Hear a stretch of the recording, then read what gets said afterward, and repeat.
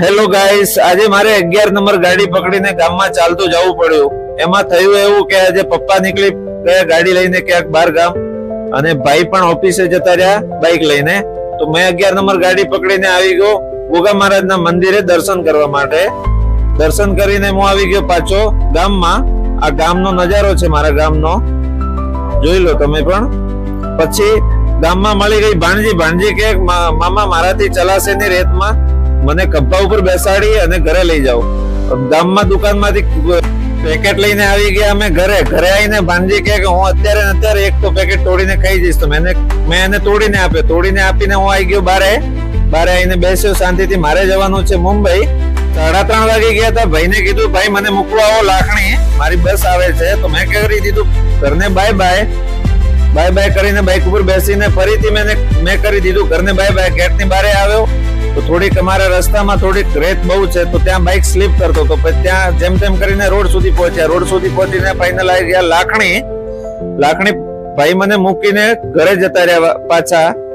ત્યારે મારી આવી ગઈ મરુધર બસ. હું મરુધર બસ ની અંદર હવે ચડ્યા પછી મેં ટિકિટ લઈ લીધી. ટિકિટ લઈને આ મારું સીટ છે, સીટ ની અંદર બેસીને બહારનો વ્યૂ લીધું થોડુંક.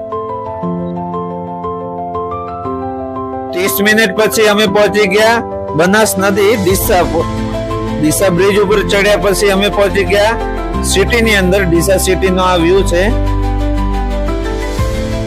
પછી આવી ગયું પાલનપુર બનાસ બેંક નીકાળી પછી આ એરોમા સર્કલ ફરી અને અમારી બસ મહેસાણા હાઈવે તરફ આવી.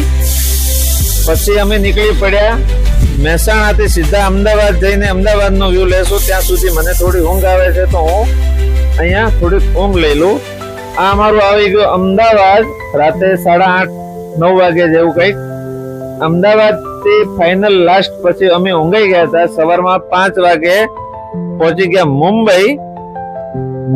આ દરિયાની ઉપર જે બ્રિજ જાય છે, આ જે સીલિંગ છે એના ઉપર પહોંચી ગયા. ફાઇનલી પહોંચી ગયા મુંબઈ પહોંચીને મેં ચા પીધી. આ વ્લોગ તમને સારું લાગે તો મને ફોલો કરવાનું ના ભૂલતા. મળીએ આપણે નવા વ્લોગની સાથે. બાય, ધન્યવાદ.